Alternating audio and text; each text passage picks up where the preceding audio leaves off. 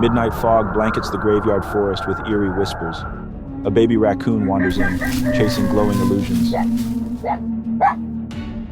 Ghostly animals rise, eyes watching from every shadow.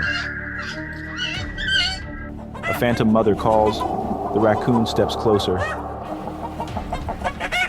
The heroic cat arrives, sensing the trap.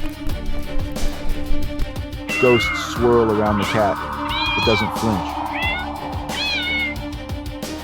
The raccoon heads for danger. The cat gives chase. Phantom tracks lead nowhere. It's all a trick. A real cry pierces the fog. The cat sprints.